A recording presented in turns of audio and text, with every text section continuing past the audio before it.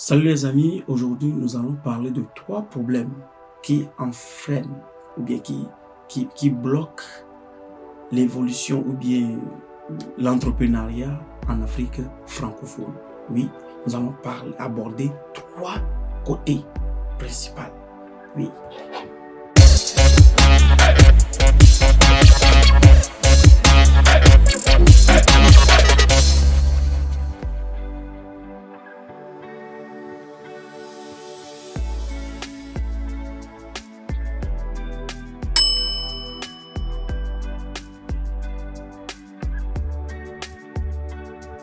Salut les amis, soyez les bienvenus sur Terre d'entrepreneuriat. Je suis Coco Vivalao. Aujourd'hui, je vais parler avec vous de trois problèmes.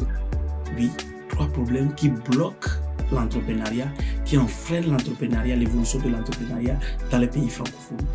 Merci de vous connecter. À tout à l'heure.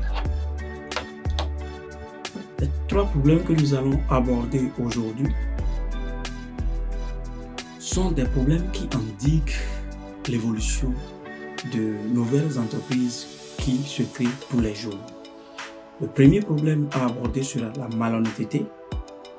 Le second problème sera, par exemple, la gourmandise.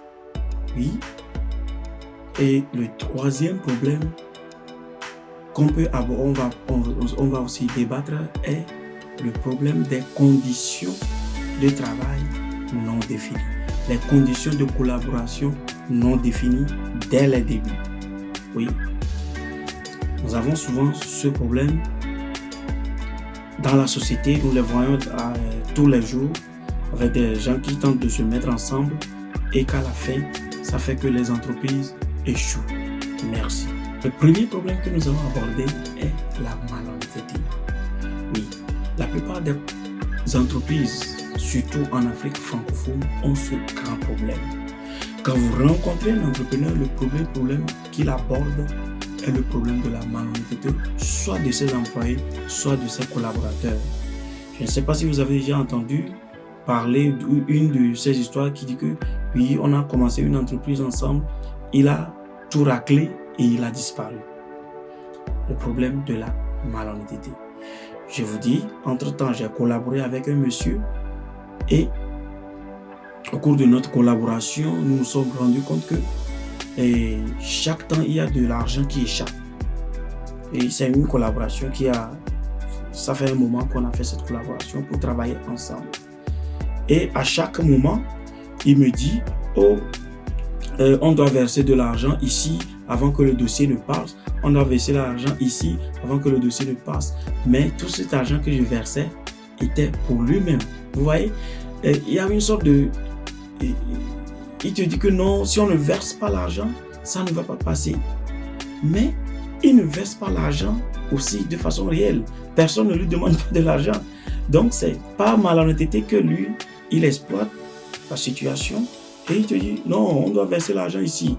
On doit verser l'argent ici, puisque tous les dossiers pour lesquels lui est chargé, il se transforme, il veut faire de l'argent sur ça d'abord, puisqu'il n'est pas celui qui verse l'argent, je suis la personne qui verse l'argent, donc lui profite pour se faire de l'argent, pour se faire de l'argent, pour se faire de l'argent.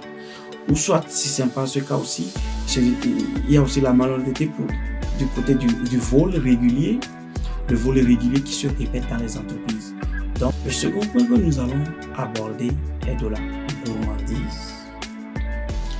Vous savez, aujourd'hui, les gens c'est-à-dire, il est impossible de se dire que je suis le plus intelligent et que dans mon entreprise, je dois être le seul, je suis le propriétaire, je suis celui qui a versé l'argent, donc je dois être le seul propriétaire. Non. Dans le monde d'aujourd'hui, ça ne marche pas. Vous avez besoin de collaborateurs. Vous avez besoin de gens qui portent votre vision, qui portent votre idée avec vous, qui veulent que oui, l'idée que notre patron porte est une bonne idée. L'idée est bonne. Nous sommes là. Il faut que ça évolue. Il faut que nous allons l'aider à réaliser son projet. Donc, si vous pouvez résoudre ce problème en réduisant un peu vos capacités c'est-à-dire votre gourmandise, en cédant des parts à d'autres personnes et maintenant créer des postes d'assises autour de vous. Mais vous avez besoin de ce type de personnes. Si vous n'avez pas de collaborateurs qui aussi font part de votre entreprise, s'ils savent qu'ils ne font pas partie du capital, je vous en prie, ça ne va pas marcher. Il faut qu'on se dise la vérité, soyez sûr. Si vous voulez être propriétaire à 100%, là, vous n'allez pas évoluer. Vous ne serez pas le seul à résoudre les problèmes. Vous ne serez pas le seul à résoudre les problèmes. Donc, pour avoir de vrais collaborateurs qui sont prêts à résoudre les problèmes avec vous, je vous en prie, cédez des parts. Demandez-les d'investir. Cassez votre entreprise en action. Et là, eux aussi, ils vont s'y mettre. Vous voyez? Cassez le capital et les gens vont rentrer avec vous dans l'entreprise. Comme ça, vous allez réussir votre entreprise. N'essayez pas d'être trop gourmand, de dire que je suis le seul propriétaire, je suis le seul à bord. Sans moi, personne ne peut rien faire et d'être là. Vous savez que des gens dirigent avec vous, ils sont là. Vous devez les céder des parts pour qu'ils dirigent vraiment avec vous. Merci. Dans la troisième partie, nous allons parler des conditions de travail qui ne sont pas bien définies. Vous savez, j'ai déjà travaillé avec beaucoup de personnes et souvent, beaucoup de ces personnes se débrouillent pour que les conditions de départ ne soient pas bien définies.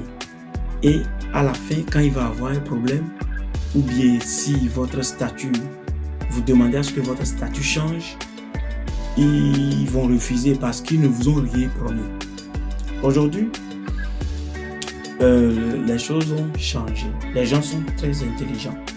Et dans les pays francophones, notre premier problème, c'est que nous refusons de définir les conditions dès le début. Et on a déjà parlé de la malhonnêteté, ou soit les conditions sont bien définies dès le début et que la personne devienne malhonnête, ou soit que les conditions ne sont pas bien définies et les gens seront conduits en bateau, arrivés au milieu du fleuve, ils seront abandonnés. Donc, si vous avez une affaire, vous avez une entreprise, allez vers les gens, proposez-leur de bonnes conditions d'affaires et quand ils savent que les conditions sont bien définies, ils vont vous suivre. Si vous avez une affaire, trouvez des collaborateurs, trouvez des associés.